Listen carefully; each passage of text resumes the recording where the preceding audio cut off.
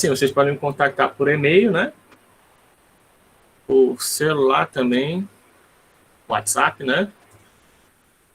Vou colocar logo aqui no chat, rafael.teles.us.br, né? Ou então 996372234. Que a gente só colocar lá no Zap, né? Mas eu não atendo telefonema de que eu não conheço, tá? Mas se for mensagem do Zap, eu respondo. Então, logo assim, eu sou seu aluno ou aluna, né?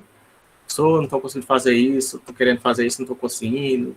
Enfim, qualquer problema que você tiver, você pode mandar mensagem no Zap. Só se identifique, né? A mensagem. Agora, ligar para mim não adianta. Ou manda mensagem por e-mail, tá? Gravando.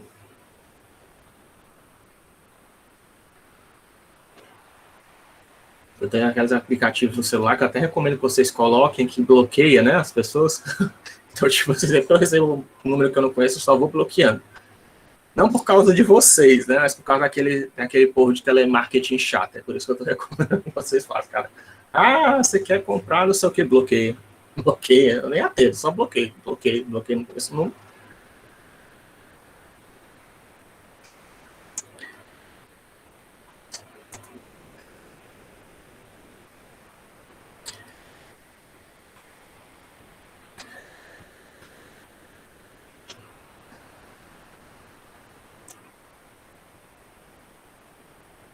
Tem até um site do governo que você podia fazer isso, mas eu coloquei e não adiantou de nada. Povo não te ligar, né, se você não quisesse. Então, na mão mesmo. Toda vez que alguém me liga, eu não sei quem é o número, já bloqueio por automático. E aí, se por acaso eu chegar a conhecer e adicionar o número da pessoa, eu desbloqueio, né? Então, a gente começou a ter aula de computação gráfica, né, na segunda-feira. Opa. Vocês estão vendo meu slide, né? Eu espero. Estamos sim. Estamos sim. Então, pronto. Próxima vez eu vou ligar no outro monitor que eu acompanho o chat também. Aí, é isso que eu estava falando antes da aula, né? Para quem chegou um pouquinho antes, né? Eu vou tentar começar 1h20, tá? As aulas, que aí eu falo algum aviso, vocês podem me tirar dúvidas nesse período de 1h20 a 1h30, e a gente vai até 3 horas, né? Depois disso eu tenho uma outra aula, principalmente na quarta-feira, não posso ficar depois disso, tá? Mas na segunda, se vocês quiserem, depois da aula eu também posso tirar dúvida. Ou então nesses 20 minutos antes da aula, ou então depois das 3, na segunda-feira eu posso ficar aí, enquanto vocês precisarem, para tirar dúvida de trabalho, de lista, ou de sei lá o que for. Assim, o primeiro trabalho é renderização de uma cena, certo? Você vai desenhar uma cena na tela do seu computador. A minha linguagem que a gente vai usar aqui é Python com OpenGL, mas se você quiser usar outra ferramenta, você pode. Eu vou dar algumas opções de ferramentas que vocês podem usar. Se tiver outra ferramenta que você queira usar, você pode, só tem que falar comigo primeiro, tá? Quer dizer, fale comigo primeiro para ver se pode, né? A princípio pode, mas fale comigo para ter certeza. Porque se for uma ferramenta paga que não deixa nem instalar a versão trial, aí fica difícil, né? Daí vem alguém que... Isso aconteceu, acho que semana passada, tinha alguém que está querendo usar uma ferramenta que era da engenharia, que enfim... Até para entrar era lento, enfim. E aí, a segunda trabalho vai ser pegar essa cena que você pegou, só um desenho estático 2D ou 3D que vocês vão fazer, e aí vocês vão adicionar alguma animação em cima dele, tá? Esses são os 2 trabalhos. E as listas, né, vão ser referentes aos assuntos que a gente vai ver nos slides, tá? Aí eu falei do conteúdo do curso, a bibliografia, que é esse livro aí do Tigre, Fundamentals of Computer Graphics, do Peter Shirley, e esse outro aí só que esse é em inglês, tá? Não sei se todo mundo sabe inglês. Para quem não sabe inglês, tem esse livro aí em português, do Jonas Gomes e Luiz Velho, Fundamentos da Computação Gráfica. Eu conheço, né? Eu recomendo, que é R$50 que você comprar lá do IMPA. Só que vem do Rio de Janeiro, então demora um pouco para chegar, tá? Mas se você quiser o de inglês, já tem na internet. Você pode comprar pela Amazon, né, no formato digital, para o Kindle. Ou tem um livro também nas nas livrarias, que é de computação gráfica, são 2 volumes, mas eu não sei se, eu não posso recomendar porque eu não conheço. Eu só vi, já dei uma folhada nele, mas eu não sei se é avançado o suficiente para a gente. Esses aí são os que eu recomendo. Aí, oficialmente, da bibliografia da UES, é esse daí de cima, tá? O do Tigre. Então, como eu falei na aula de segunda-feira, né? Que eu ainda não consertei esse slide. Que é para ser dados e imagem como uma seta só.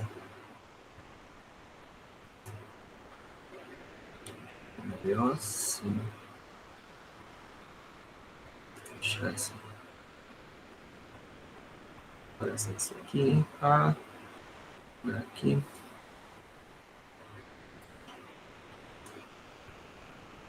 Tão pequenininho que é até difícil de mexer nela. Para quem não que mexe nisso é size, colocar 3.20, uma coisa assim. Depois eu ajeito isso. Certo? É uma setinha. Pode fazer também Ctrl-C, Ctrl-V, né? Não tem não flip aqui.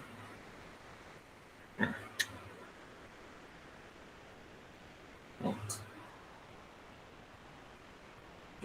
Vamos.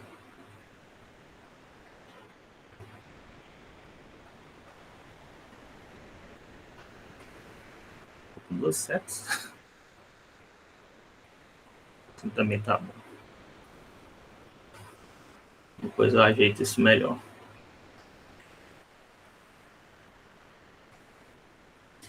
Certo? Então, é o conjunto de técnicas e métodos para transformar dados em imagens, certo? Essa é a definição lá do velho, né? Está um pouquinho desatualizado, mas eu acho que ele já atualizou, como eu falei.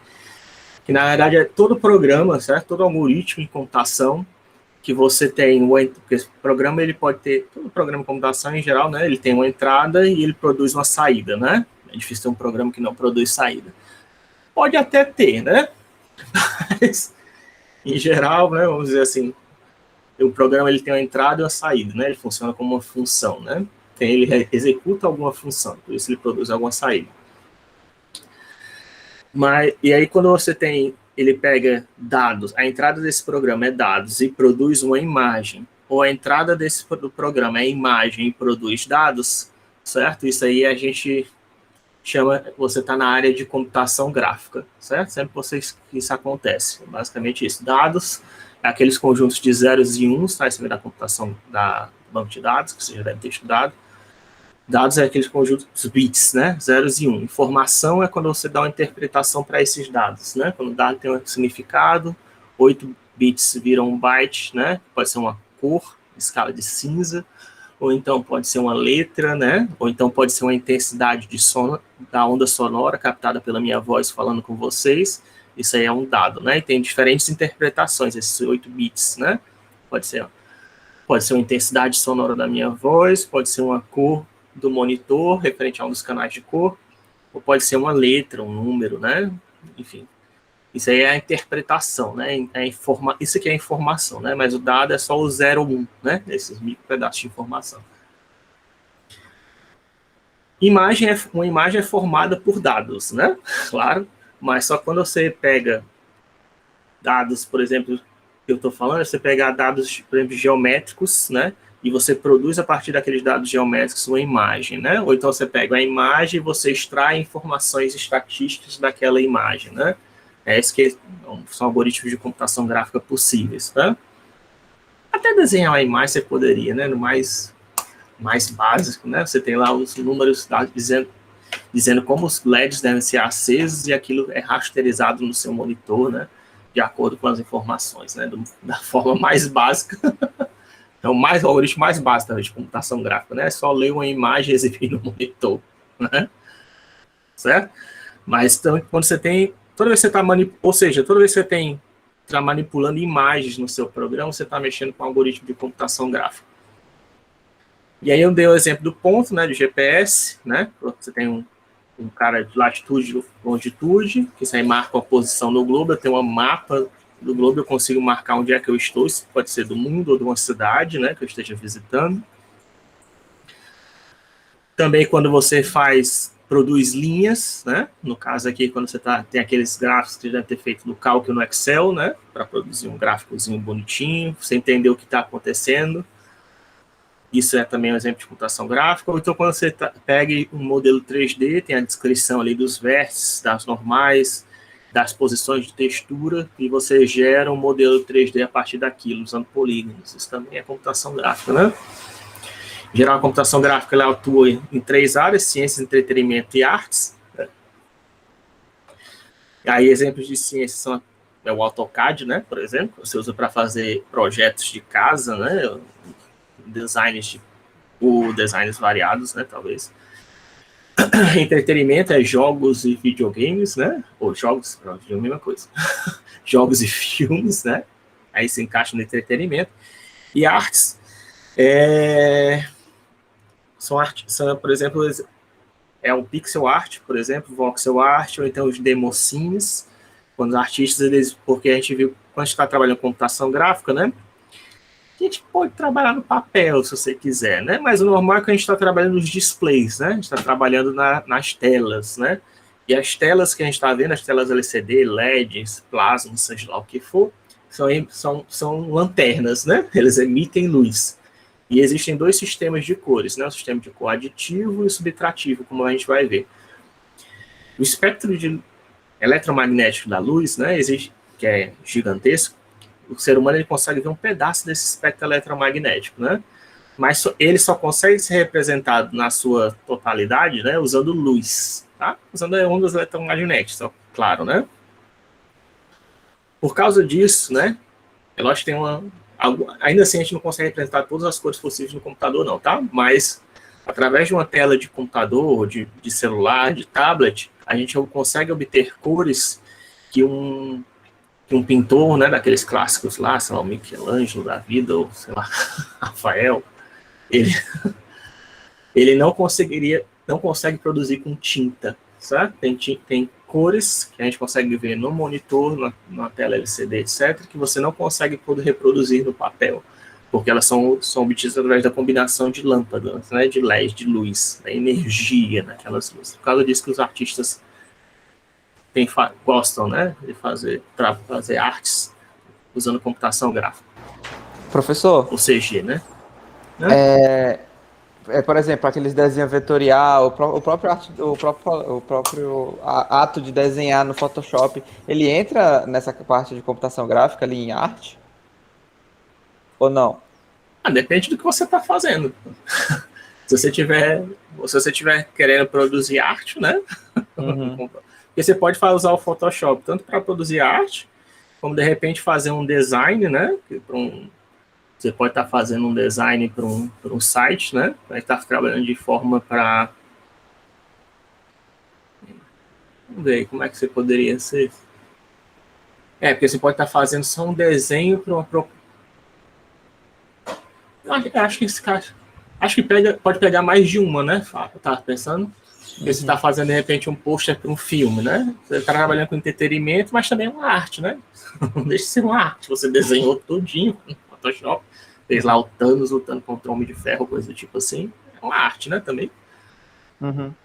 Agora, se você pegou o Photoshop para desenhar uma casa, aí você já está com as medidas, né, exatos, tamanhos, você já está na área de engenharia, né, na área de ciências, né? Entendi. Então, depende também Você está na área de computação gráfica, claro, né?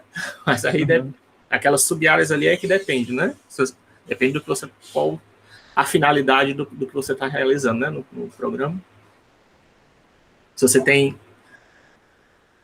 normalmente a gente considera arte, né, quando você tem a arte tem o objetivo de provocar algum tipo de emoção, né, na pessoa que está vendo o seu desenho, né, diferentemente de um projeto de uma planta de casa, né, aquilo ali não tem objetivo de provocar emoção nenhuma, aquilo ali está com o objetivo de descrever a casa ou o apartamento, né, para que um engenheiro possa construir, né, um engenheiro, o pedreiro, não sei. Enfim, Entendi. Entendeu? Uhum. Depende da sua finalidade, né? Para ver qual dessas 3 sub-áreas você está encaixado, né?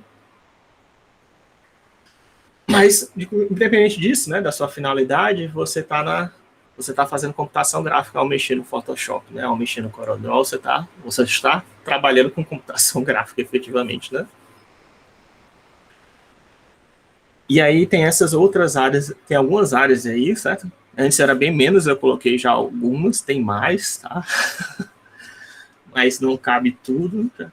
Mas quando você está indo do lado de dados para imagem, você pode estar trabalhando com animação, com realidade aumentada, virtual, rasterização, visualização, que é só para gerar o desenho, né? Você também, se você estiver indo de imagem para imagem, a entrada e a saída é a imagem, você está fazendo processamento de imagem, processamento de vídeos, né? Que eu tinha falado da aula passada, eu não vi na hora, que é o Snapchat, né? Você está mexendo lá no Snapchat para colocar orelhinha na sua cara, né? Uma coisa do tipo. Isso aí é processamento de imagem que você está fazendo, tá?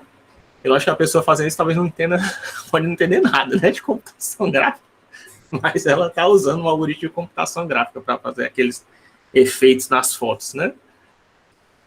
E quando você vai de imagem para os dados, você pode estar usando visão computacional, aprendizagem de máquina, biometria digital, né, reconhecimento digital, ou reconhecimento daqueles leitores, né, você lê Então, isso é nos softwares de pesquisa, inclusive, mais recentes, tá? Você usar a câmera, né?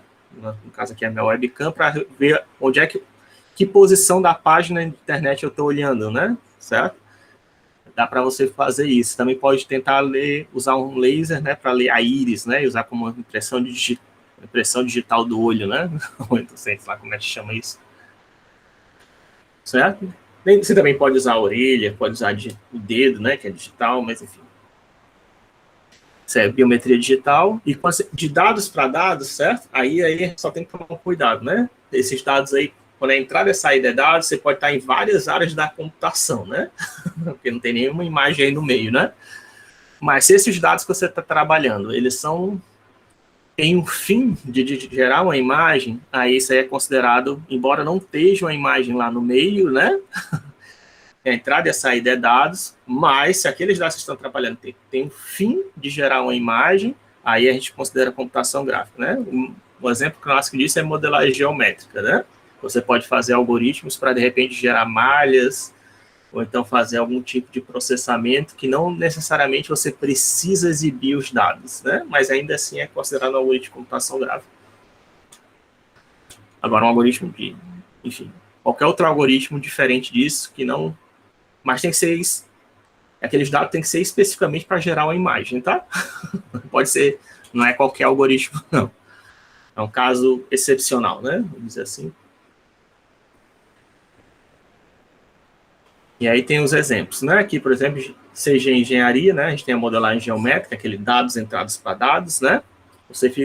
Porque por debaixo, certo? Embora esteja exibindo a imagem, por debaixo ele está sempre só trabalhando nos dados, tá? Ele não precisa estar exibindo os dados para produzir nenhum efeito, não. Mas ele mostra os dados para a gente, para o engenheiro poder ver qual o efeito, né, resultante da aplicação, né, que ele fez. Enfim, pode ser considerado como... Tradicionalmente, modelagem geométrica é considerada como uma entrada de dados, saída para dados, né? E aí, um exemplo desse é o FreeCAD, né, que é um exemplo gratuito de software de modelagem 3D. O Blender também, né, seria exemplo. Para quem já usa esses softwares, sabe que existe que para você renderizar uma imagem, né, é diferente, né? Você tem até a visão do viewport, né? Mas você não precisa renderizar a imagem, tá? Por isso que a gente considera que a modelagem geométrica acaba que você precisa ver os dados, né? Tá vendo que essa ligação, apesar de a entrada e a saída ser dados, né? Do algoritmo você entrar e sair dados, essa dependência com a imagem é tão grande que você precisa visualizar, né? Qual é o resultado que está acontecendo na imagem, para você poder saber se melhorou ou não a aplicação daquele algoritmo. E aí você acaba tendo um viewport, né? Que é tipo só como se fosse um preview de como vai ficar o render final, né? O raster final, mas você não rasteriza, né? Você não renderiza. Isso é comum em todo software de modelagem de computação gráfica, seja o CAD, seja o Blender, seja o Maya, o 3D Studio, o Gini, ou o que você quiser, tá? O Nuke, o mais que tem. Enfim, tem vários. Certo? Então, modelagem geométrica é quando você está construindo um modelo 3D, no caso aí de engenharia, o que você quer normalmente é pegar as medidas, né? Eu estava vendo no Blender, até tem, você pode colocar para ver exatamente qual é o comprimento dos segmentos, né? Para poder construir essa peça na realidade, né? No caso, aqui é um projeto de uma casa, né? Por exemplo, eu acho, de um apartamento, não sei exatamente. Certo? Outra questão, aí já de dados para a imagem, né? Você pode ter visualização de multidimensões, certo? Você pode desenhar, é possível você desenhar, né? É lógico que você também poderia desenhar isso no papel, né? Você pode estar pensando assim. Mas algumas figuras seria de computação, de dimensões maiores, você desenhar no papel fica mais complicado, tá? Por exemplo, desenhar esse Tesseract, que é um cubo de 4 dimensões, até dá para fazer no papel, só que qual a vantagem de você desenhar isso no computador? Que eu posso rotacionar o modelo, né? Eu posso mexer no modelo para ver como é que ele se reage em diferentes situações. Para eu poder desenhar isso no papel, eu tenho que usar uma direção específica, né? Para considerar a 4ª dimensão. Não sei se vocês sabem, né? Desenhar no papel, 3 dimensões, a altura, né? No comprimento do papel pode ser considerada a altura, na largura a direção X, normalmente você considera que 45 graus é o Z, né? E aí se eu quiser mais uma dimensão, aí você começa a colocar, né? Entre ângulos, né? Coloca, sei lá, 35, coloque a 22,5, né? É a direção W e 77,5 é a direção K. Né? Aí você pode ficar adicionando quantas dimensões você quiser, adicionando mais ângulos, né? Só que aí começa a ficar uma zona, né? Por isso que você usando o programa, você consegue fazer isso de forma bem mais fácil, precisa, né? E você, como eu disse, você pode manipular o objeto de forma a pegar uma visualização que lhe agrade, né? Que dê uma percepção melhor do que está acontecendo, né? Na figura, nas dimensões maiores, né? Porque quando você trata com dimensões maiores, não é que a gente consiga enxergar certas dimensões maiores, mas a gente consegue ver a sombra gerada por essas dimensões maiores, né? Uma projeção. Então, você pode fazer... Existem várias maneiras de fazer projeção das dimensões maiores em 3D, né? Para a gente poder enxergar aqui em dimensões menores, né? Isso aqui é um plano complexo, que é o algoritmo que eu fiz para poder visualizar as raízes de planos em planos complexos, né? Porque quando você usa aquele gráfico 2D, né? Só com reais, você consegue enxergar as raízes de uma função quando ela cruza, né, o eixo X, né? Mas aí se não tiver o eixo, se a função tiver raízes complexas, como é que eu vou enxergar? Aí um jeito de fazer isso é usando cores, tá? Isso não é uma ideia original minha, não, tá? Mas eu usei uma ideia de um vídeo que eu vi no site do Three Blue One Brown, que é um youtuber, para produzir essa imagem, né? Baseado, inspired, né? Inspirado por uma ideia que ele mostra lá num dos vídeos dele. Outra questão, você poder visualizar grandezas variadas, né? Já é em ciências também.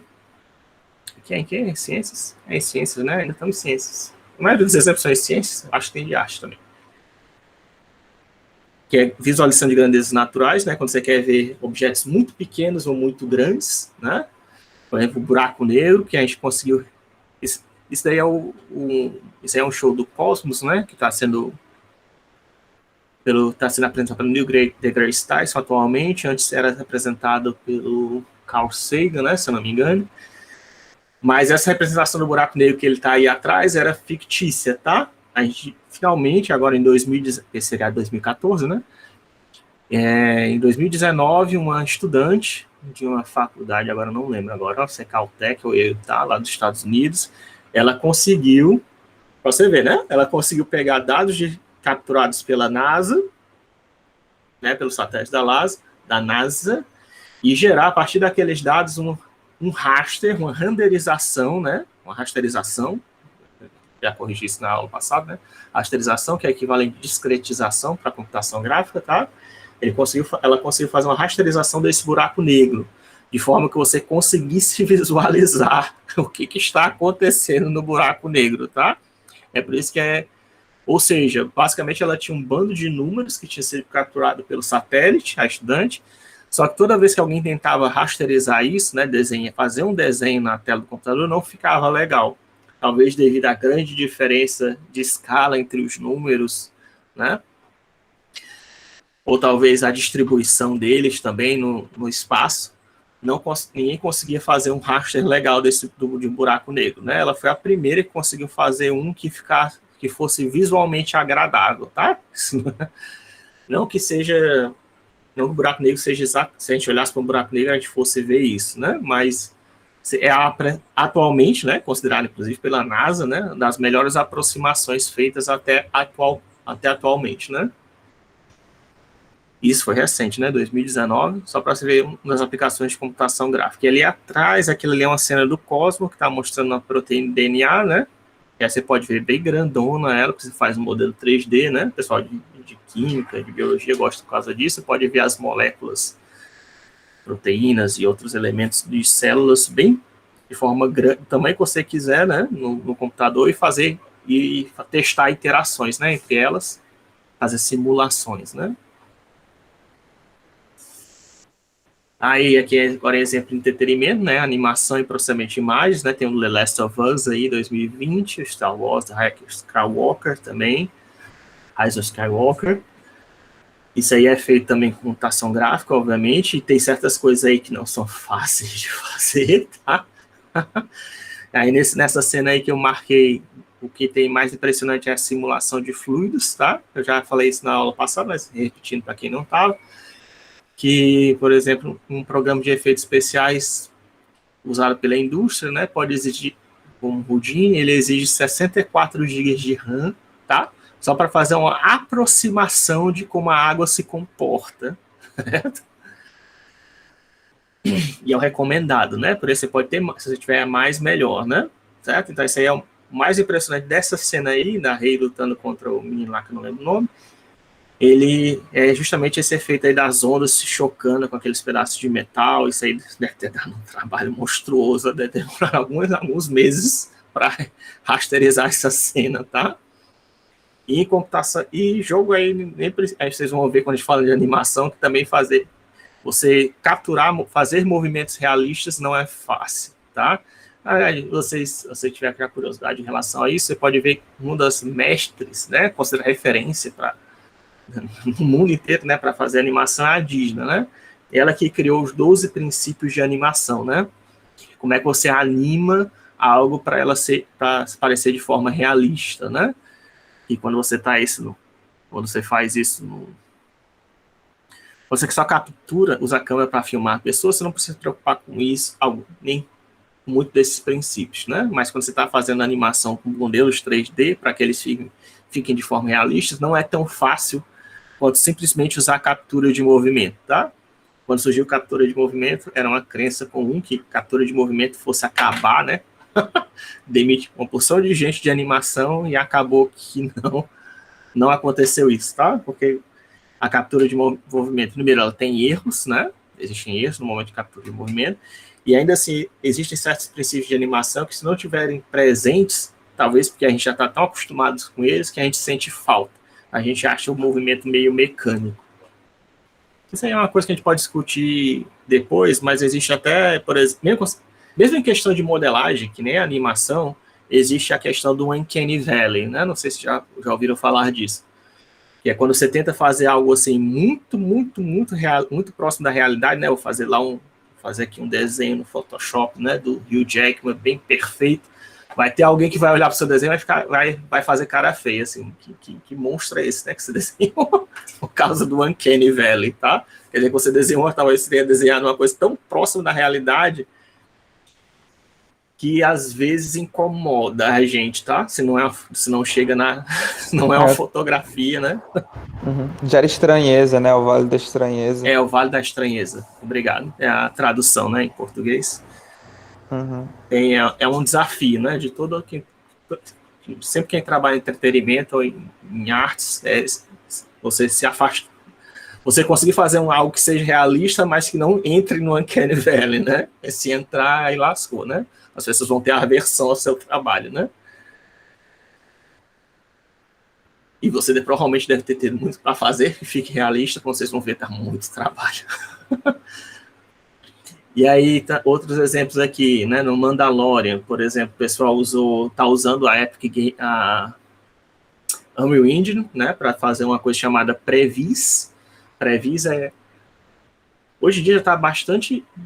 questão de fazer jogos, hoje em dia já está muito fácil, assim, em relação à minha época, tá? Não quer dizer que esteja super fácil também, não.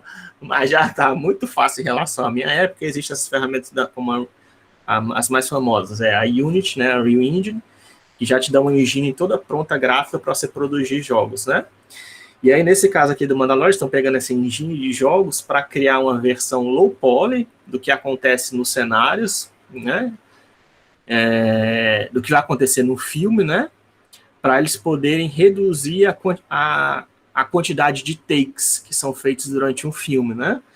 Você, em vez que antigamente, né? O que fazia? Você pegava lá, né? Montava um cenário todinho, né? Não podia ser nada virtual, né? O cenário montado com madeira, né? Coisa do tipo. O máximo que eles faziam era usar uma tela verde.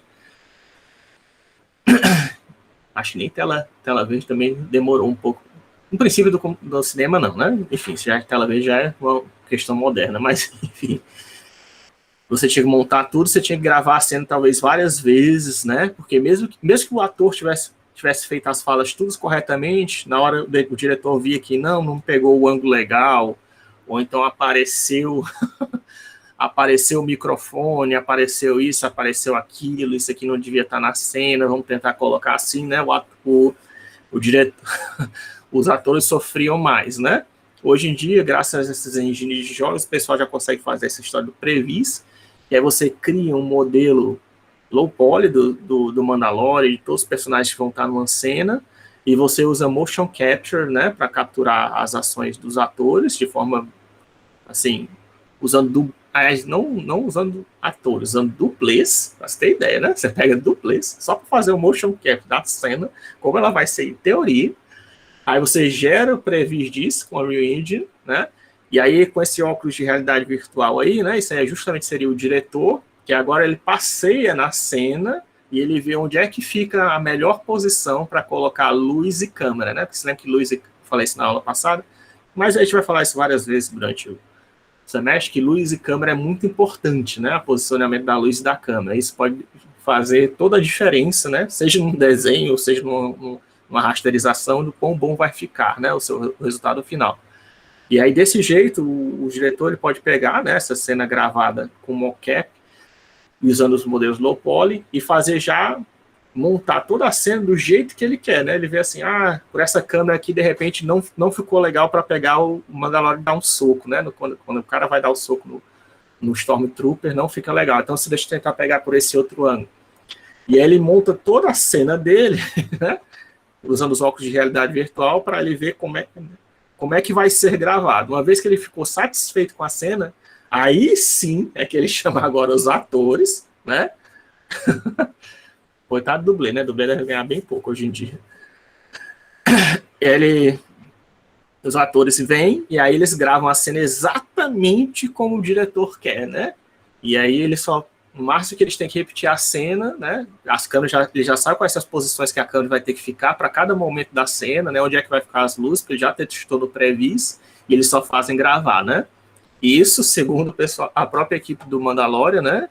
Lá o Jon Favreau e os diretores dele, eles disseram que isso já reduziu bastante os custos de produção. Você não tem que precisar ficar gravando várias vezes a mesma coisa, né? Só colocar o diretor lá no ambiente virtual para ele ver qual é a melhor posição para gravar, antes de gravar, de fato. Outra aplicação que isso aí seria entretenimento, né? Outro exemplo aqui, isso aí é de realidade virtual. Aí para cirurgia, né? Isso aí está em desenvolvimento, né? Já tem alguns hospitais que usam, mas não são todos, que é para você poder fazer treinamento de cirurgião. Aliás, não somente para medicina, né? Também isso já aplicar nas Forças Armadas, tá? Para você fazer treinamento de piloto. Também tem gente até que tá pensando em fazer isso para treinamento balístico, né? Treinamento, não sei se é balístico. sei como é que é o nome não, de tiro, enfim, fazer todo o treinamento da pessoal da Força Armada através de realidade virtual, né? Porque custa caro, tá? Usar bala, né? Ou a pessoa tem que treinar você no canhão. Aí toda vez que você ficar treinando no canhão, você tem que ficar desperdiçando bala, né? Ou míssil, né? Ficar desperdiçando míssil para avançar. Enfim, tanto no exército como no medicina, isso é usado para fazer já treinamento, né? Das pessoas. É lógico que isso exige um hardware especial, né? Para fazer isso. Mas já é possível. Já tem até para fazer. Não sei se já está sendo aplicado, para você poder fazer. Mas isso vai ser, provavelmente no futuro já vai ser uma realidade, né? Que é aquela história de você fazer cirurgia à distância, né? O médico está aqui em Fortaleza, tem um paciente lá no Japão, e como ele é o único danadão na área, né? Que sabe tudo possível e inimaginável sobre, de repente, cérebro, ele vai lá e opera uma pessoa à distância, né? Usando um robô, um equipamento de realidade virtual ou realidade aumentada na casa dele, né? É lógico que isso exige precisão, né? Isso é uma das maiores dificuldades de computação em qualquer... é justamente precisão, né? Não somente a computação, mas a engenharia também. Aí o exemplo ali também de outros exemplos é o Pokémon GO, né? Isso é realidade aumentada, e aquela mesa tática digital, que é realidade aumentada, né? Mesa tática digital que tem lá na Globo. Eu não acompanho esportes, eu não sei como é que isso está atualmente, né? Mas que mostra lá os jogadorzinhos, né? Numa mesa. Não sei nem se isso existe ainda na Globo. Mas eu acho que existe, pelo menos que eu pesquisei, ainda existe. Mas também quando a gente usa, vocês estão assistindo, isso aí eu já vi, né? Na realidade, hoje em dia, quando você assiste uma partida qualquer, eles colocam as propagandas assim nas laterais, né? Seja partida de vôlei, do que for, ou de tênis, eles colocam as propagandas que ficam passando assim naquelas, não sei, no canteiro que separa o campo da plateia, né? Ali, aquilo ali também é realidade aumentada, né? E é computação gráfica, né? Portanto, aí aqui é exemplo de biometria digital, né? Que é usado em segurança e vigilância, né? Isso tudo é exemplo de algoritmo de computação digital, de computação gráfica, reconhecimento da digital, né? Do dedo. Que aí você tem pontos discretos que você usa para saber quando uma pessoa está colocando lá o dedinho para desbloquear, né? Algo, ou então só para entrar numa loja, ou sei lá o que, fazer compras, né? Tem reconhecimento facial, né, que isso é clássico da computação gráfica. Eu sei que existem algoritmos de aprendizagem de máquina para fazer isso, mas existe também de computação gráfica, tá, para fazer isso. O primeiro algoritmo que fez isso foi o algoritmo, se não me engano, do Viola-Jones, tá?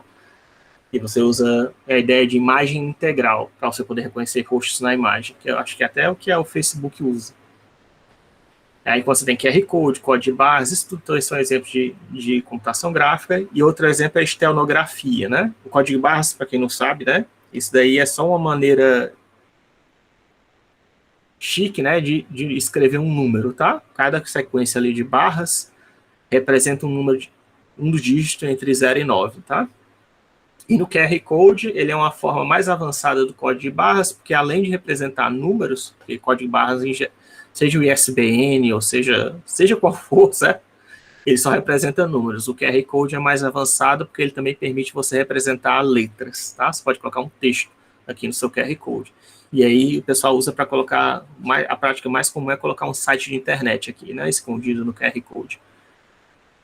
Não sei como é que tá esse uso, não. Hoje em dia você já vê bastante gente usando QR Code. Tem até site na internet, tá? Se você quiser, que gera o QR Code para você. Coloca o endereço e ele gera o QR Code. Você nem precisa saber o algoritmo, né?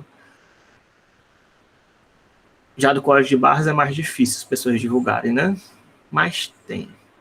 Estenografia, você está aí na área de computação gráfica quando você quer esconder informações dentro de imagem, tá? Isso que é estenografia.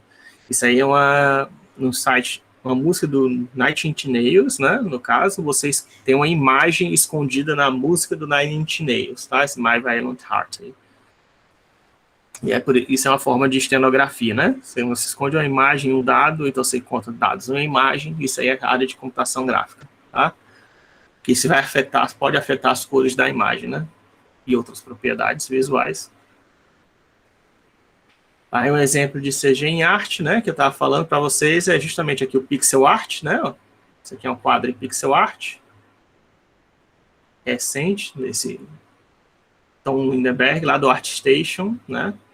Os sites tradicionais para artes, né? Quem for artista é o ArtStation e o... Qual é o outro? É o verdinho, que eu não tô lembrando agora. Não vou lembrar. Depois eu digo o nome dele, certo? E esse aqui é o Voxel Art, tá? Parece, né? Que é só um modelo 3D, mas não é, tá? Se você der zoom nesse cara aqui, a gente vai ver que tem...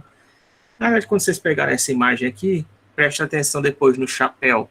Você vai ver que tem os cubinhos, tá? Isso aí é justamente os voxels que ele usou para desenhar essa figura. Essa figura toda foi feita com cubinhos. Essa aqui no pixel art você usa quadradinhos, né? Que são os pixels para fazer o desenho.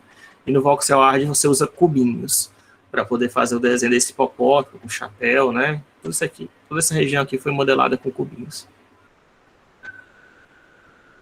E aí também tem os NFTs, né? Que o pessoal está usando hoje em dia, né? Não é necessariamente arte, né? Mas o pessoal está... É como se fosse uma espécie de assinatura digital que você coloca no seu desenho, né? Para poder vender, né? Seria uma forma de tentar garantir a exclusividade de artes digitais, tá? Tipo, a pessoa... Todo mundo pode copiar esse desenho de gatinho aqui, por exemplo, né?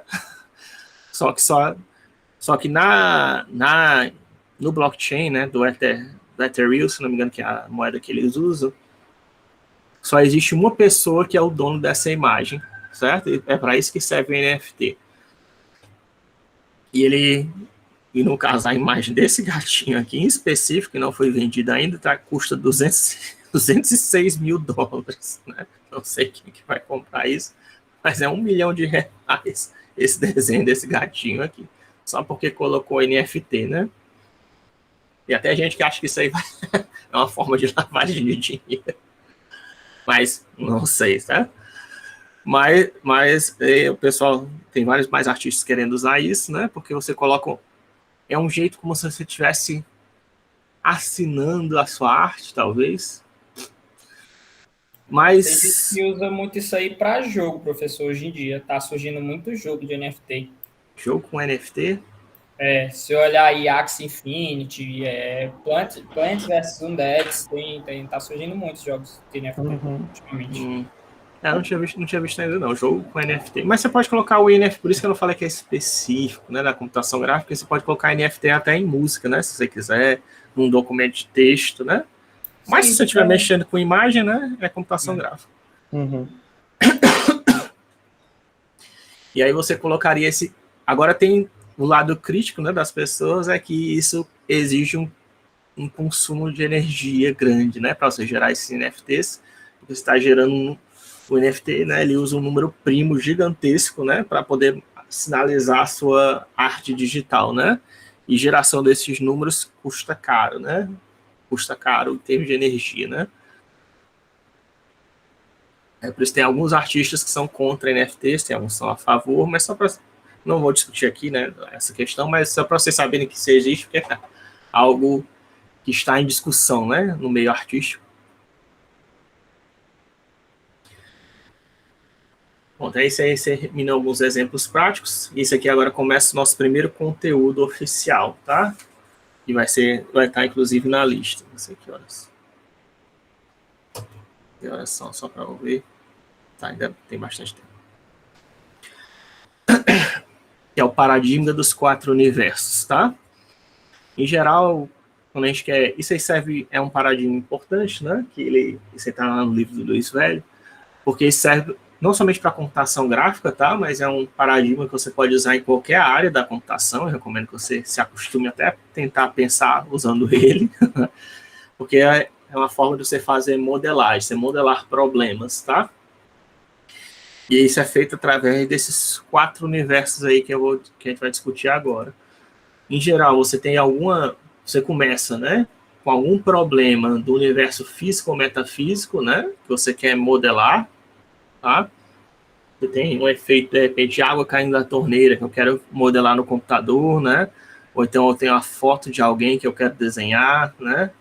Tem montanhas que eu quero gerar um modelo 3D delas, né? Quero fazer animação. Pode ser qualquer problema, né, na verdade, mas no caso de computação gráfica, você está querendo gerar um desenho, ou então você está querendo gerar uma animação a partir do universo físico ou metafísico. Metafísico quer dizer só que está além da física, tá? Física seria o nosso mundo real, conhecido. Metafísico seria, por exemplo, o mundo das ideias, né? Eu quero gerar um dragão, certo? Um dragão, isso aí, apesar de existir o dragão de Komodo, né? Mas, enfim. Uau. Um grifo, pronto. Eu quero desenhar um grifo, que o grifo não existe na realidade, né? Mas não que você saiba, né? Metade águia, metade leão. E aí, se eu quero gerar um modelo daquilo, eu estou no universo físico ou metafísico, né? Eu tenho uma fotografia, eu tenho uma ideia de como é que deve ser o modelo, e aí eu tenho que, primeiro passo, né, para eu poder chegar na etapa do computador, né, que é esse último universo aqui, a gente tem que passar ele para o universo matemático, tá? O que é esse universo matemático?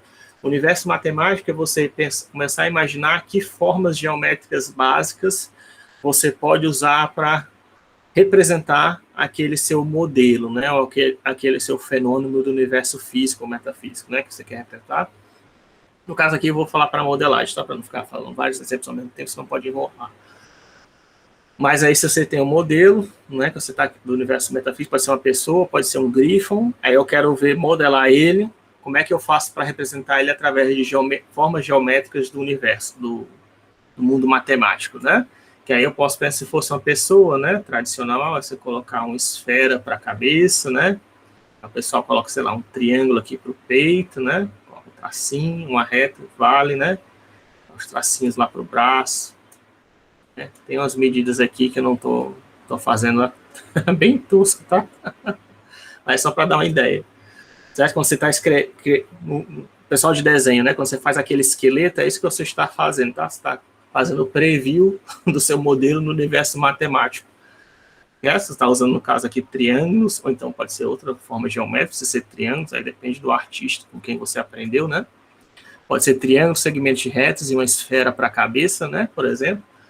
Se fosse o grifo, você poderia colocar, né, uma esfera para a cabeça, também uma curva para o rabo, né? Talvez o quê? 2 quadrados para as asas, né? Só para dar uma ideia, para dar uma ideia inicial de como é que vai ficar o modelo, né? Para a questão das proporções, né? Em caso de desenho, para você poder identificar as proporções. No caso aqui do modelo do mundo do universo do computador, é para a gente saber quais são as formas que você vai usar como base para refinar. Se isso aqui fosse no sculpting, seria se estivesse fazendo sculpting, seria quais são as formas geométricas básicas que você vai usar para fazer o seu modelo 3D, né? Sculpting é uma técnica de modelagem 3D, né? Recente, você usa como se fosse massinha, né? Mas o pessoal normalmente começa a partir de esferas, né? Mas tem gente que começa a partir de cubos também, né? Pode ser, não precisa ser formas geométricas avançadas, não, tá? O mais comum é o pessoal usar cubos e esferas, ou então círculos e quadrados, ou círculos e triângulos, para fazer o seu modelo para o universo matemático. Por que chamar de universo matemático? Porque a partir daí você ainda está no universo contínuo, tá? Esse seu círculo, essa sua esfera, ela tem infinitos pontos, certo? Tanto é que você consegue desenhar com um lápis, né? Certo? Ele tem infinitos pontos, por quantos pontos você quiser ali tem. Você pode até fazer mais de um traço, né, no lápis. Ou seja, você está usando infinitos, tá? Tanto aqui como aqui você ainda está usando infinitos. Só que aqui já teve uma simplificação. Qual foi a simplificação que teve desse universo para esse universo aqui? Não é nem a questão dos detalhes que ainda não estão presentes nessa figura, não, tá? A simplificação que você teve é que você está ignorando o quê? Está ignorando o sistema nervoso, né, que existe no grifo ou na pessoa real, né? Você está ignorando gravidade, leis físicas, né, sistemas biológicos, leis físicas e qualquer fenômenos naturais que possam estar ocorrendo em volta do seu modelo, né? Você está jogando uma porção de coisa fora já aí, né? Você está se focando só no ser humano que você está querendo modelar ou só no grifo que você está querendo modelar numa ferramenta qualquer, né? Mas você já descartou uma porção de informações quando você foi para o universo matemático. E aí, agora você tem que já pensar no universo da representação, né? Quando você faz esse pulo do universo matemático para o universo da representação, É que aí você começa a pensar na questão dos detalhes, né?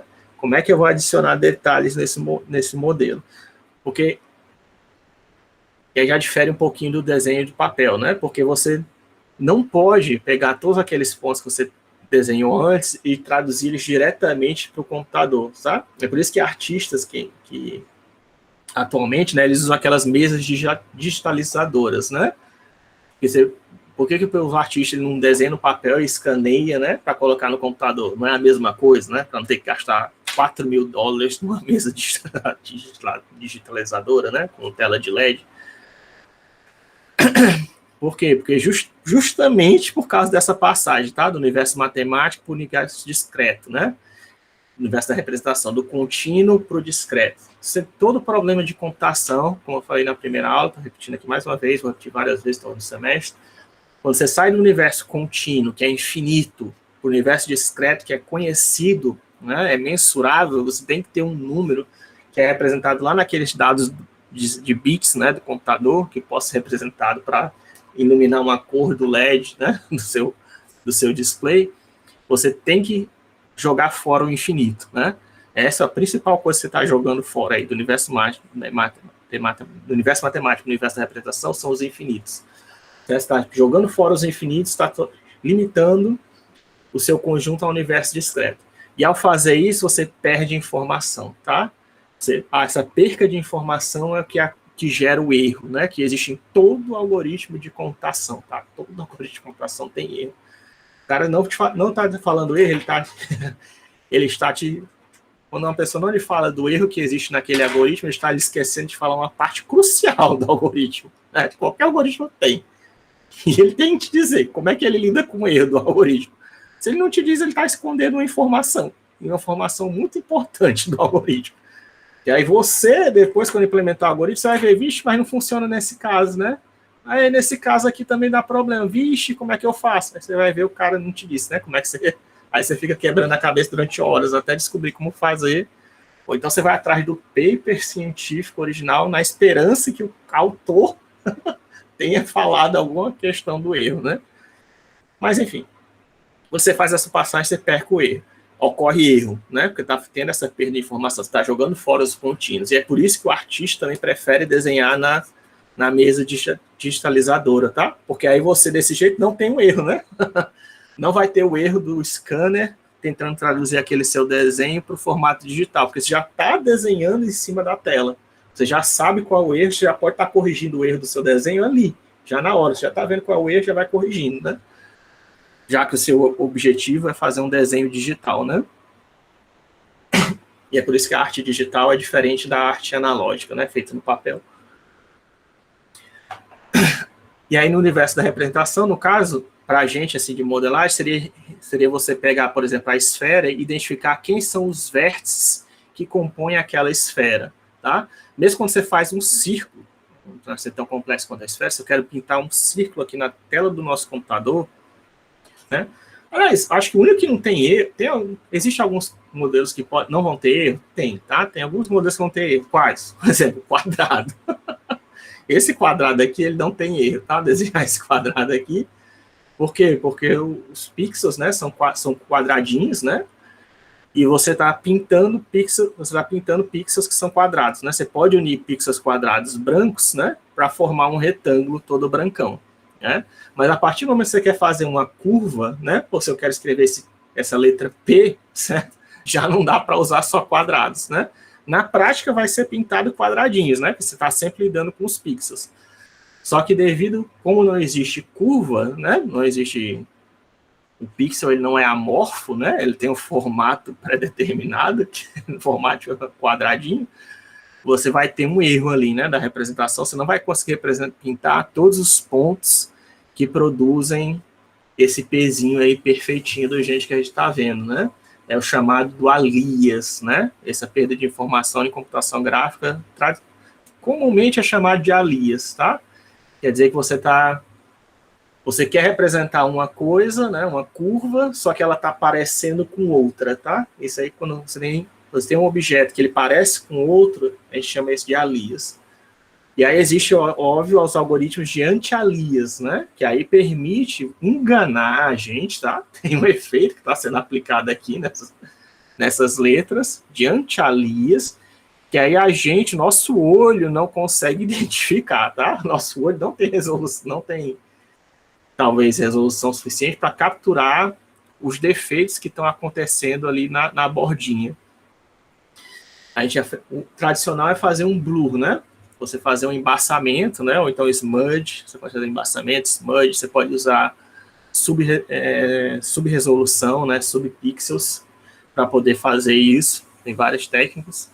Que aí você já no embaçamento nas bordas, que aí esse embaçamento confunde o nosso olho e dá a impressão dessa suavidade, né?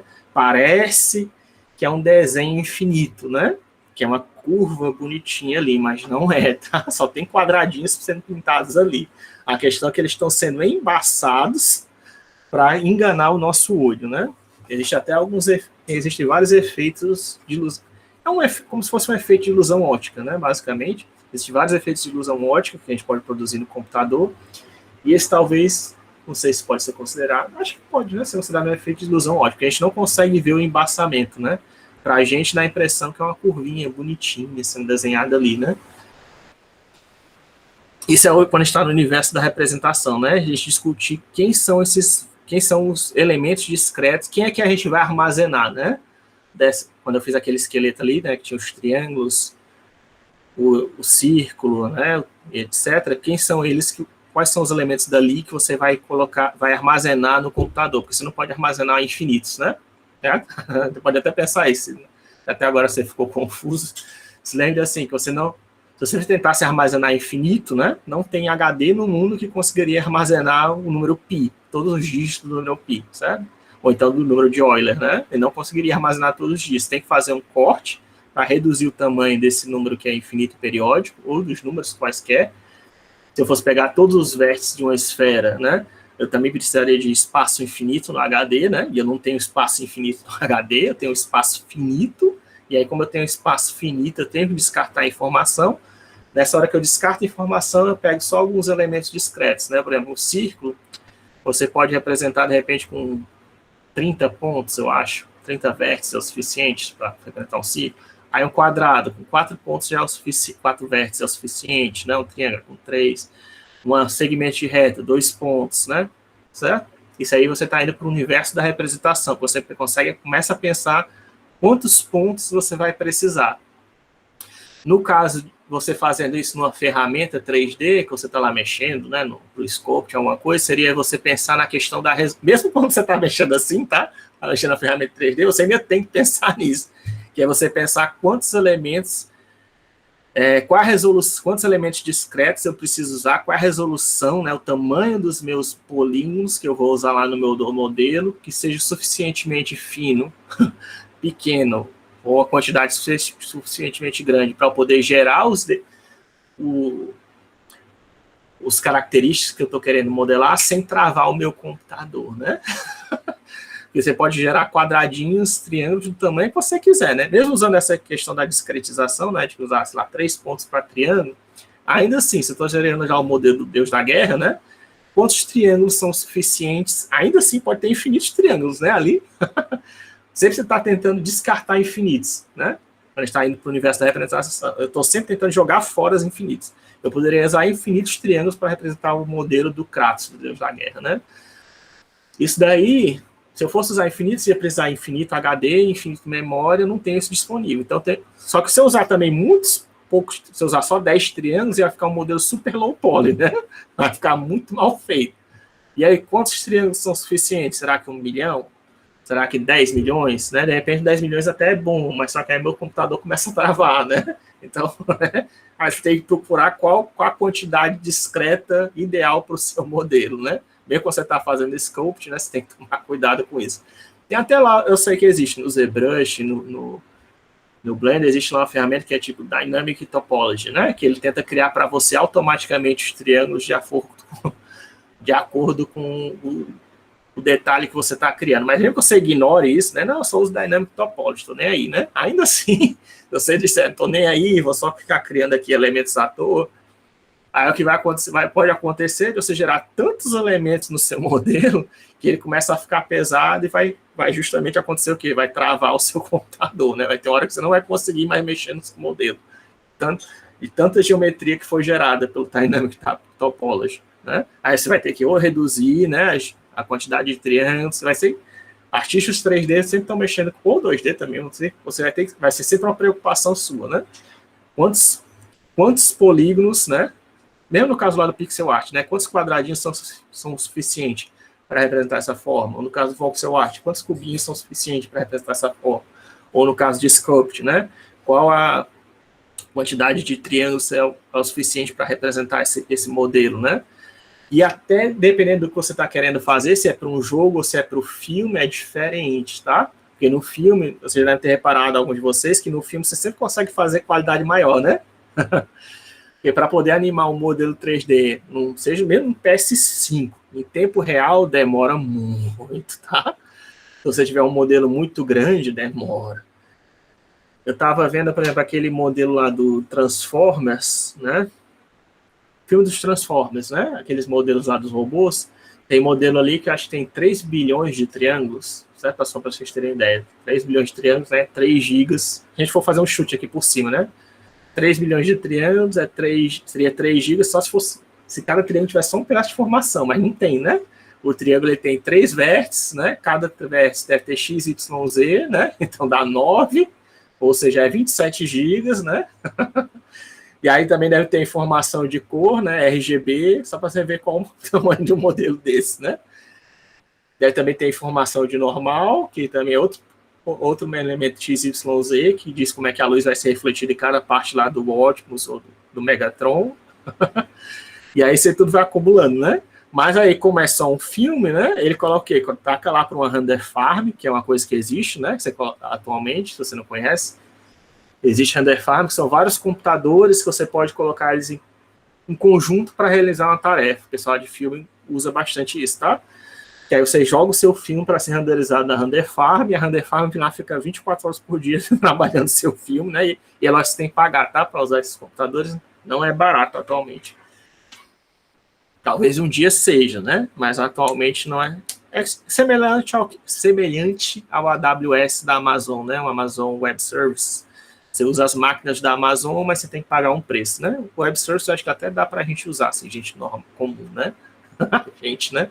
Seres humanos, mas os render farms que a indústria usa ainda é muito caro. Enfim, então você tem que pensar nesse universo da representação, que é justamente quantos elementos discretos, contáveis, seja quantidade de triângulos, quantidade de vértices, quantidade de arestas, você vai usar no seu modelo. Uma vez que você chegou nele, né? A última etapa, aí sim, é fazer o universo da implementação, né? Que é o universo da implementação. Se você estiver usando uma ferramenta, você já está trabalhando com ele aqui, tá? Seria só 3 universos, se você estiver já trabalhando numa ferramenta. Se não, você vai ter que escrever aquilo numa linguagem de programação, né? Ou ter que escrever usando Python, no nosso caso, ou você pode usar C, Java, o que você quiser para gerar aquele modelo, né? Ou então, se você quiser usar DirectX, né? Enfim. DirectX e OpenGL são bibliotecas gráficas que servem para servir de interface com a sua placa de vídeo, tá? Mas você vai ter que escrever essa informação, agora que já está com a informação discreta, limitada, que você salvou de repente até no arquivo, se quiser, agora você tem que pegar e criar um programa para ler aquilo e rasterizar na tela, né? Se você já estiver usando a ferramenta vai fazer isso para você, né? Mas se você não estiver usando uma ferramenta, o que você vai fazer? Você vai escrever um programa que usa o OpenGL ou o DirectX, aí são as duas APIs. A não ser que você seja muito aventureiro e queira escrever seu próprio driver da placa de vídeo para se comunicar com a placa de vídeo, né? Também pode, né? Nada lhe impede de fazer isso. Mas, enfim, você vai ter que escrever o seu programa para poder rasterizar aqueles dados, né? Que é o universo da implementação, né? Certo? Então, esse é o paradigma dos 4 universos. Que é o primeiro conteúdo da nossa aula. Eu quero que vocês tentem se acostumar a pensar assim. Isso ajuda bastante, tá? Então, por exemplo, montanhas. Né? Você quer modelar montanhas no universo, né? As montanhas, elas podem no universo matemático, você pode pensar ele só como uma função à altura, tá? Como é que é isso? Imagine aí o chão da sua casa. Aí você tem um plano aí no chão da sua casa, direção X e Y, certo? Que é a largura e comprimento do chão da sua casa. Você pode colocar, se você quiser, pilhas de papel, né? Em alturas diferentes, tá? Ou então, de repente, cabos de vassoura de alturas de pedaços de madeira em alturas diferentes, né? Que vai ser justamente o Z, tá? Da função. Você fazendo isso, certo? Você está fazendo na prática uma voxelização. É um jeito de você modelar montanhas, né? Ou se você quiser, você pode pegar pontos em alturas específicas aí do seu espaço. Para cada ponto aí do seu chão, você pode pegar. Se ele se o seu chão tiver azulejo, é até melhor você imaginar os pontos de interseção dos azulejos, onde é que você coloca os vértices, né? Em alturas diferentes. Só fazendo isso, tá? Ou usando pilhas de papel, ou então usando cabos de vassoura, né? Lógico que o cabo de vassoura eu sei que ele tem uma espessura, né? Então isso aí vai, devido a essa espessura, você está fazendo a discretização, tá? Porque aí você não vai conseguir colocar infinitos cabos de vassoura no chão, né? Vai ter uma hora que vai lotar o seu chão. Mas você pode colocar os cabos de vassoura em alturas diferentes. Do mesmo jeito as pilhas de papel, né? As pilhas de papel ela tem ali um tamanho e você não vai conseguir encher de papel toda a sua casa, né? Vai ter uma hora que vai lotar. Então você está fazendo a discretização ali, tá? Porque você não consegue colocar infinitos papéis. Vai ter uma hora que, mesmo que você possa comprar papel adoidado, vai ter uma hora que não vai caber mais, né? Você poderia modelar até a sua casa inteira, né? Só com papel, se você quiser, né? Você pensar, dá para encher a sua casa inteira de folhas de papel. E aí você pode destruir as paredes, né? E ficar só com as folhas de papel como modelo da sua casa, né? Por exemplo. É um jeito de você fazer um modelo 3D, tá? De montanhas. É uma das maneiras, né? Tem várias maneiras. E aí você fazendo isso, né? Quando você vai para o universo da representação, que você faz? Você usa um grid, tá? A grade. Isso aí, justamente essa peneira aí, tá? Isso é chamado de grid, tá? São pontos igualmente espaçados, tá? Basicamente, quando a gente fala de grid, é isso que a gente está querendo fazer. Falar pontos igualmente espaçados na direção X e Y, certo? Até você pegar a sua régua, ela não é marcada, né? Em 0, toda régua não é marcada. Começa em 0, vai 1 centímetro, 2 centímetros, 3 centímetros, 4 centímetros, 5 centímetros, né?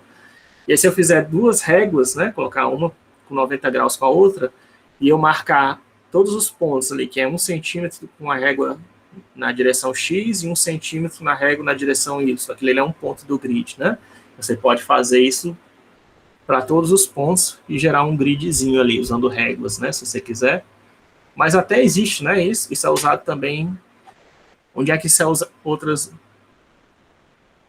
maneira de usar, né? Estou falando várias propriedades aqui, né? Mas grids também são usados pessoal de desenho, tá? Você está querendo aprender desenho, é tradicional, o jeito tradicional de aprender é você pegar a foto de quem você quiser, o dicionário que você quiser, tá com um grid em cima, e aí você tenta representar, você olha só para cada quadradinho do grid, o que tem naquele quadradinho, e você tenta representar aquilo no papel, só no quadradinho. Ela vai precisar também de um papel quadriculado, milimetrado, tem um nome para esse papel. Tem até em lojas de desenho tem esse papel quadriculado para você comprar. Que aí você só se preocupa em pegar um quadradinho por vez, né? Para você fazer o desenho exatamente naquele quadradinho, no quadradinho que você tem no papel. Que aí você vai conseguir, né? Desenhar qualquer coisa, né? Desse jeito. É lógico que a princípio, né? Depois, se o olho estiver treinado, você não precisa mais usar o grid, né? Mas para quem está começando, é um dos métodos, né? O grid também, nesse caso aqui, vai ser usado para representar os pontos das bases da montanha, né? Você coloca a altura aí nessas posições, né? Essa altura é diferente, para você poder fazer a interpolação, né? Fazer a união desses pontos, você vai ter que criar polígonos ou então segmentos de reta, e isso vai criar uma ideia de uma cadeia montanhosa, dependendo da distância que você esteja olhando para ela, tá? E isso vai ser representado no computador só como números, tá? Não é só como números dizendo a altura de cada posição no grid, tá? Porque uma imagem dessa daqui que a gente está vendo no seu monitor agora, ele tem justamente a posição 1, 1, certo? A posição 1, 2 é outra posição de pixel, a posição 3 é outra posição de pixel, a posição 40, 40 é outra posição de pixel. E aí você não armazena essas coordenadas x e y, só armazena o z. Porque se eu sei se a resolução da imagem, isso é normalmente salvado no cabeçalho do arquivo, eu sei qual vai ser a altura que está em determinada... Se eu sei a resolução da imagem, que é salva na resolução no cabeçalho do arquivo, eu posso só salvar quais são as alturas para poder gerar a minha montanha 3D, tá? Isso tem até um algoritmo aqui no Blender que faz exatamente isso.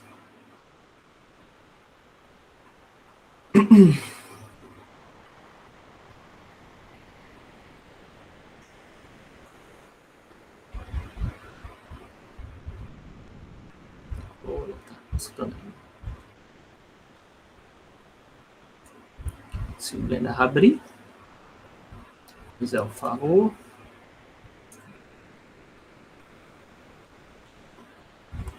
Por enquanto que ele vai abrindo.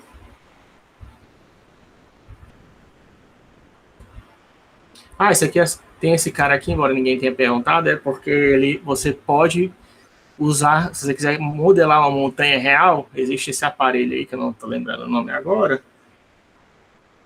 mas que o pessoal de geologia usa, tá? Você pode capturar as alturas, né, de determinados pontos, isso é a elevação, e aí você pode marcar, né, determinados pontos na montanha e, de repente, modelar aquela montanha de forma realista no computador, tá? Se você quiser. Tem um nome para essa ferramenta, agora não vou lembrar, nem em perigo. Certo? Então, aqui está no Blender. Por exemplo, eu posso criar aqui mais um objeto, né? Aqui é uma funçãozinha é um plugin do Blender que eu já adicionei, tá? Acho que é ADD, Mesh Landscape, pronto. Certo?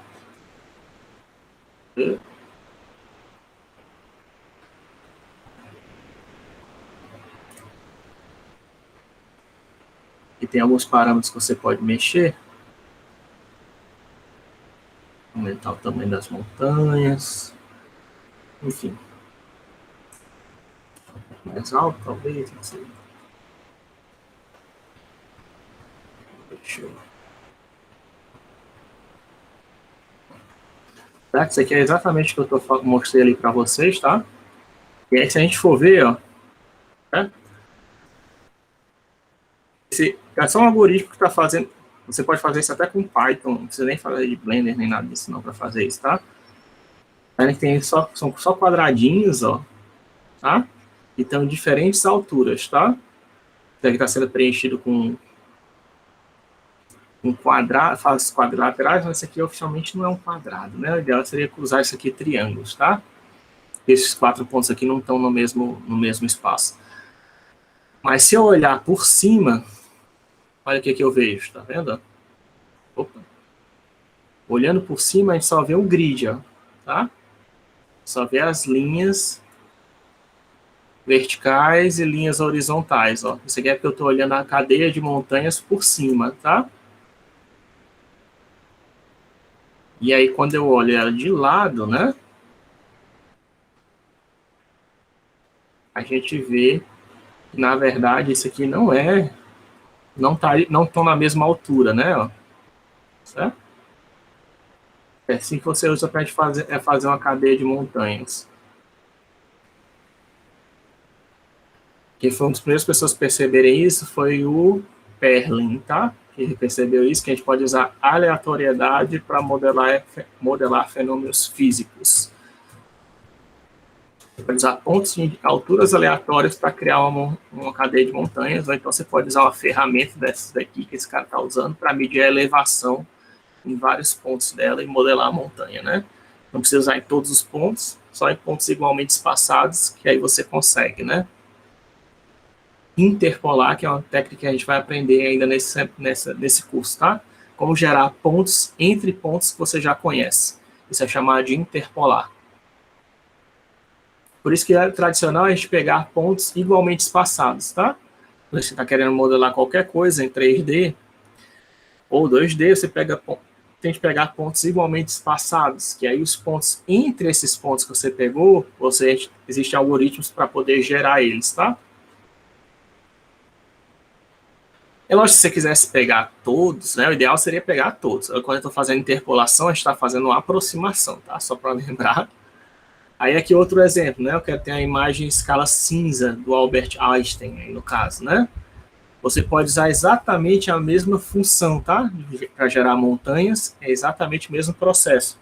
Sendo que agora o Z não vai representar mais uma altura, ele representa uma intensidade de cinza, tá? Uma intensidade de luminância, né? Quanta luz é percebida pelo nosso olho a partir de um determinado ponto da imagem. E aí, no caso, essa grid está na câmera fotográfica, toda a sua câmera fotográfica tem um sensorzinho. Esse sensorzinho ele tem um LED que ele usa. Não tem um LED, não. Tem um grid que ele usa para capturar informações da luz, e cada quadradinho aí ele faz ele tenta. É considerado que ele faz uma integral de toda a informação luminosa que está chegando nele, né? Cada quadradinho aí só pode armazenar um número, certo? Mas pode ter vários raios de luz, vários raios de luzes, né? Raios de luz ou raios de luzes? Não sei. Raios de luz que estão chegando nesse quadradinho, e ele vai fazer o somatório daquela luz, né? E vai armazenar só um número representando aquele somatório de luz. É isso que a sua câmera está fazendo, né? A perda de informação está acontecendo na hora que você bate a fotografia lá do Albert Einstein, né? Que está no universo físico. E aí, por isso que a gente tenta, quando você vai fazer uma câmera, pega uma câmera digital, né? Ela, dependendo de qual a resolução dela, você vai perder mais ou menos informação, né? Uma câmera de 8 megas consegue capturar mais informação que uma câmera de 5 megas, né? Uma câmera de 24 megas consegue pegar mais informação do que uma câmera de 16 megas, né? E por aí vai, né? Por isso vai sempre estar aumentando esse negócio. Aí a câmera analógica não tinha isso, a câmera analógica também tinha isso, tá?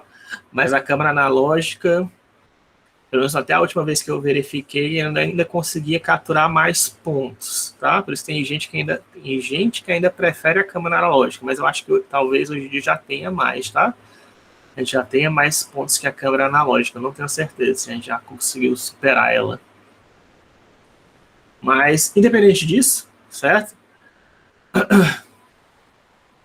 A câmera digital já está aí para ficar, né? Ela já consegue produzir efeitos que são mais difíceis de produzir numa câmera analógica, né? Como é ajuste de branco, balanceamento de cores, né? Alto foco, tem vários recursos numa câmera digital que as câmeras analógicas não tinham, né? E nem tem como ter sem ter o processamento digital, né?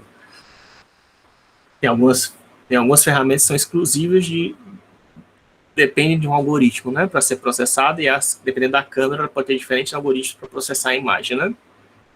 Mais do que isso, as câmeras também, hoje em dia, elas trabalham com o Profoto RGB, que é um espaço de cores que consegue capturar mais cores que aquelas exibidas no nosso display, tá?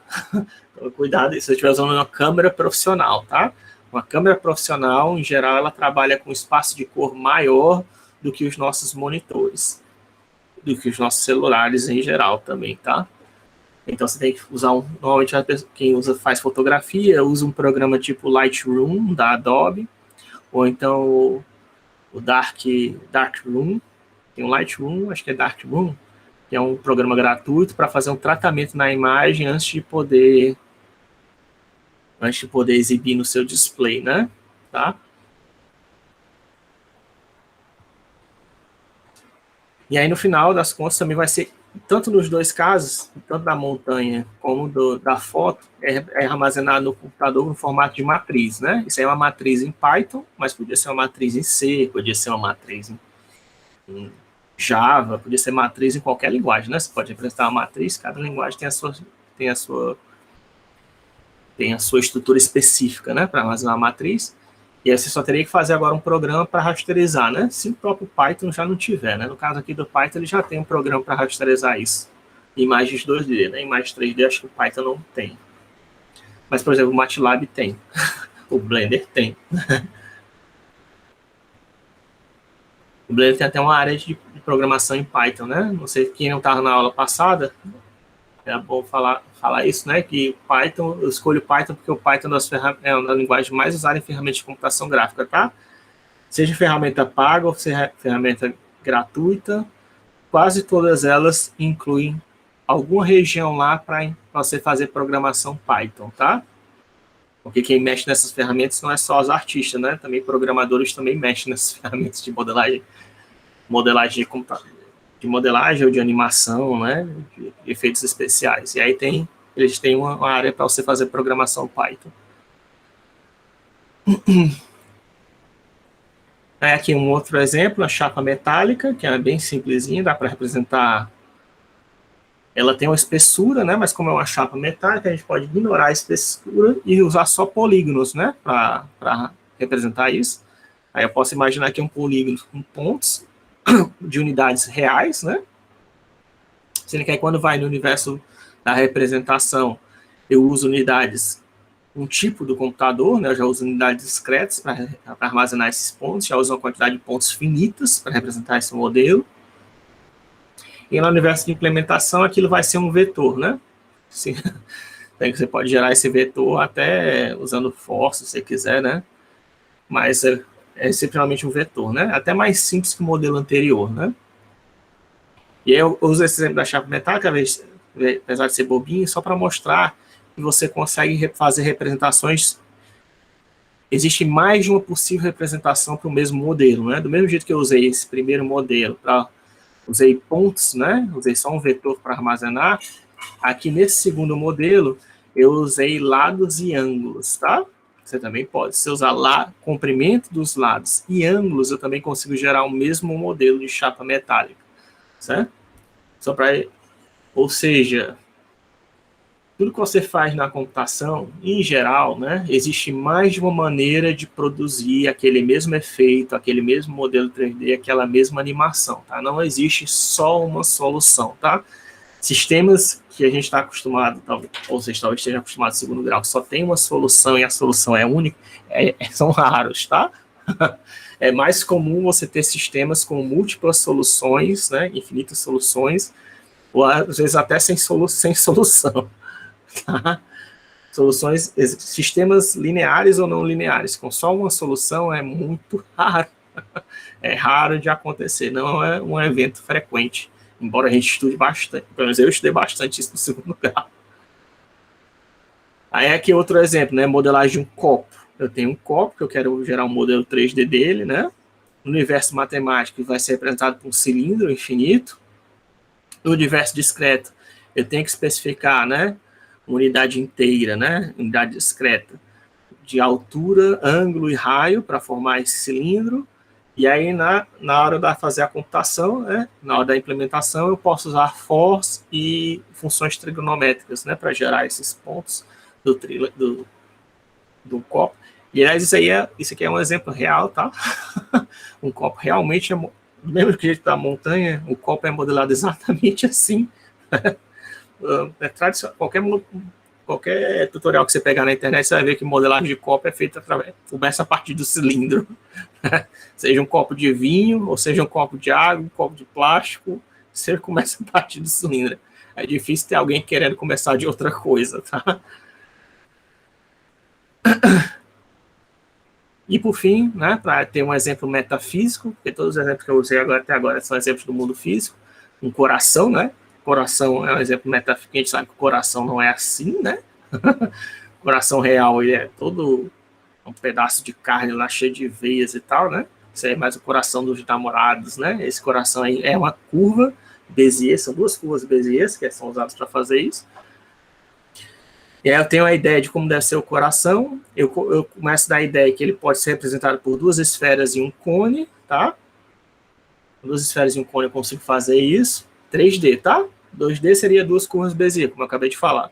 Mas para 3D eu usaria duas esferas e um cone, eu pensei, né? E aí, na hora de fazer a discretização disso, eu uno esses elementos e ajusto a quantidade de elementos através lá ou do Dynamic Topology, né? Ou então fazendo um remesh. E aí, finalmente, eu chego no meu modelo, né? Do coraçãozinho aqui, 3D modelo. Um exemplo real que eu fiz, tá? Eu não sei se eu tenho ele aqui para mostrar. Se eu já tirei do computador.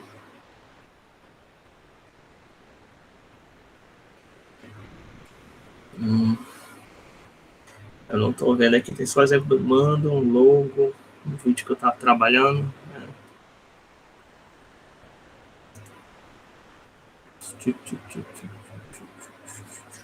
Acho que eu já tirei. Não sei se, como eu disse, não sei se ainda está nesse computador. Acho que eu tirei o modelo.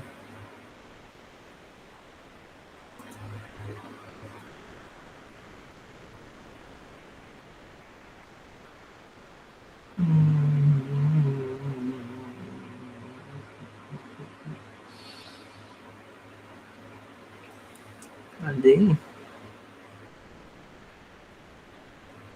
Documents, será que está em Documents? Documents, modelos. Não tem não, pasta modelos, tem não, né? Mas Documents volta para cá. CGUS é só CG e Octave. CG tem os modelos, mas eu não coloquei aqui, nem teria que estar aqui. Coisa de aula.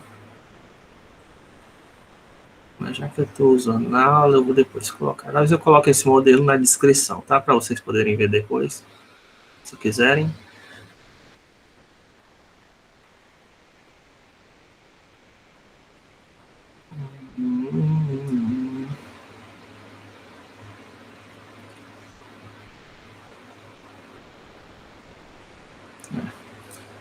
Depois eu procuro ele, senão a gente vai perder muito tempo aqui procurando o modelo. É um modelo simples, tá? É um modelo simples, tá? Mas para você... é um modelo simples, mas se você nunca trabalhou com modelagem nem 2D, nem 3D, eu recomendo, tá? Que você faça. Você vai ver que não é tão simples de fazer, não, tá? Você nunca trabalhou com modelagem, tente fazer. É um bom é um bom exercício. Do mesmo jeito do copo, né? Comece a gente fazer o coração, depois faça um copo. Para quem quiser começar, né? O copo já envolve vidro, né? Além do cilindro é fácil, né? Mas aí você tem que mexer como é que eu simulo o vidro, né? É um efeito mais difícil de obter. Refração do vidro.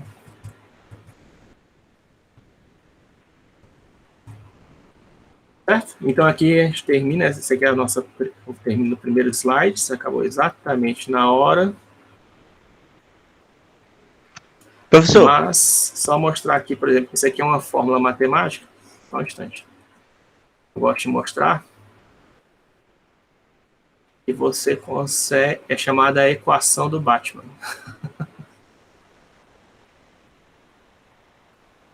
Você também pode fazer modelagem assim, tá? Não é um jeito muito prático, tá, de fazer modelagem, mas você procurar quais são as equações que geram as curvas, aí de qual intervalo a intervalo gera a curva, qual intervalo a intervalo eu pego a curva, aí você consegue, por exemplo, gerar qualquer figura 3D, tá? Vai ser que é a chamada curva do Batman, né?